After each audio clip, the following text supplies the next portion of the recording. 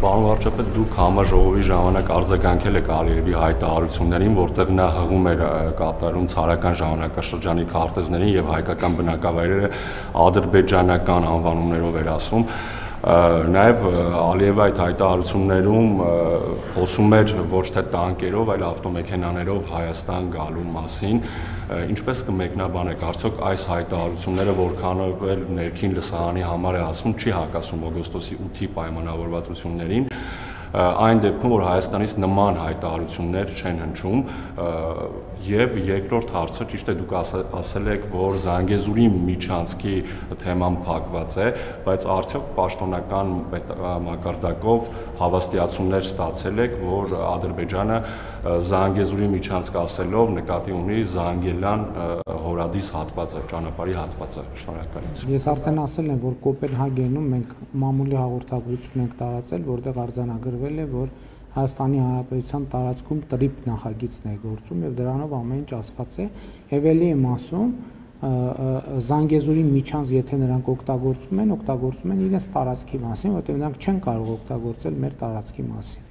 Ինչ վերաբերվում է Ադրբեջանի նախագահի մյուս հայտարարությանը, ելի եմ ասում, մենք պետք է նախ ամբողջության մեջ գնահատենք այդ հայտարարությունը, որովհետև ես նախորդ օրն էլ լրագրողը հարց տվեց, շատ կարևոր է, որ ճշգրիտ լինի, ճշգրիտ արձանագրենք ինչա տեղի ունեցել, հետո նոր գնահատենք։ Իսկ որն է ճշգրիտ արձանագրումը, որովհետև մեր մամուլում ես էլ եմ ասում, այդ ընդհանրապես իմ գործառույթը չի, ես սրա մասին պետքա չխոսեմ էլ, սրա մասին պետքա խոսեն լրատվամիջոցներ, ովքեր տեղեկատվությունը պետքա ճշգրիտ փոխանցեն, որ հարցը ճշգրիտ ձևակերպի, որ պատասխաններ լինի ըստ էության եւ ոչ թե ուրիշ բանի մասին։ Օրինակ ասում են, որ Ադրբեջանի նախագահն ասել է չկա Սևան, կա Գյոյչա, մինչդեռ հնչել է հայտարարություն, որ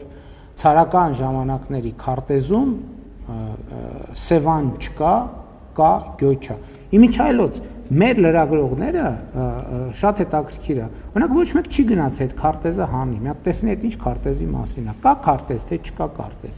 Եվ եթե այդ քարտեզը հանեին մեր լրագրողները, օրինակ կտեսնեին, որ այդ քարտեզը ինչքան այդ տեսակետից կարա աննպաստ լինի Հայաստանի համար,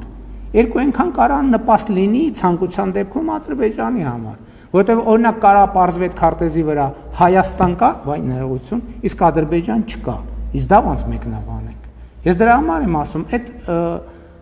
անօգուտ գործողությունը, ել չեմ ասում, եթե ցարական քարտեզներով գնանք եւ ինչու՞ միայն ցարական, դրանից առաջ սուլթանական, դրանից առաջ շահական, դրանից առաջ խանական, դրանից առաջ խալիֆայական,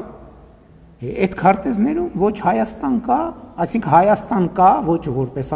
ոչ Հայաստանի Հանրապետություն կա, ոչ էլ Ադրբեջանի Հանրապետություն։ Այդ հղվող քարտեզին ասում եմ շատ պարզ գրած է Հայաստան,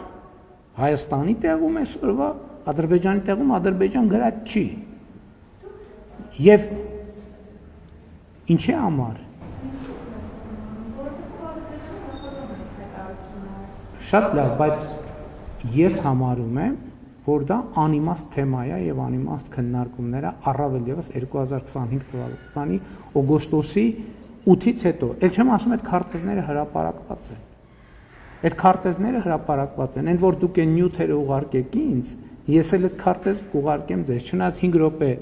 փնտրելով կարող եք այդ քարտեզը գտնել։ Այսինքն որ այդ քարտեզի վրա Հայաստան գրած, Ադրբեջան գրած ինչ է նշանակում դա։ Դա ինչ քաղաքական հետևության է բերում։ Բայց եմ ասում խալիֆայության շրջանում եղել է խալիֆայությունը։ Պարսկական տիրապետության ժամանակ եղել է Պարսկաստան, Օսմանական տիրապետության ժամանակ եղել է Օսմանյան կայսրություն, բայց իմ ելույթում ասում էի, պարզ օրինակ էի բերում, որ չբարդացնենք։ Ամեն ժամանակաշրջանը, որ Վանաձորի անունը եղել է Կիրովական, իսկ բանի Գանջայի անունը եղել է Կիրովաբադ, ի՞նչ է դա նշանակում։ Եղել է, չէ՞։ Ինչ է դա նշանակում։ Դրանից հետևությունը ի՞նչ է։ Ինձ ընդհանրապես հետաքրքիր չի դա, որովհետև կա 2025 թվականի օգոստոսի 8-ին ստորագրված եւ նախաստորագրված փաստաթղթերը եւ կա 2024 թվականի սեպտեմբերի երկու երկրների սահմանազատման հանձնաժողովների կանոնակարգը։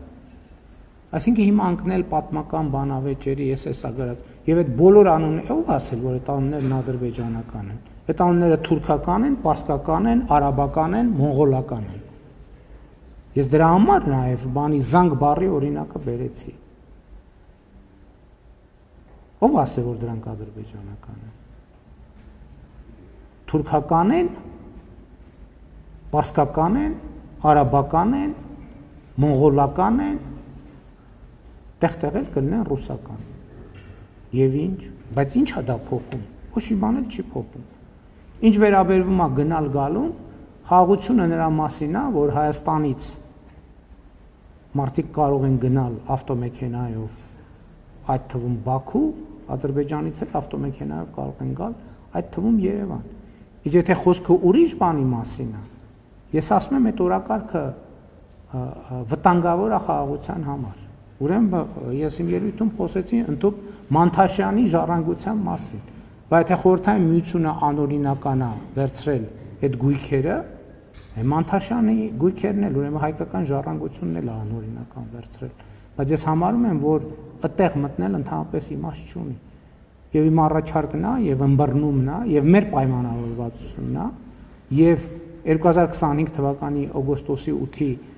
ստորագրված եւ նախաստորագրված փաստաթղթերից հետեւում է, որ մենք պետքա դադարեցնենք այդ մոտեցումը։ Այդքան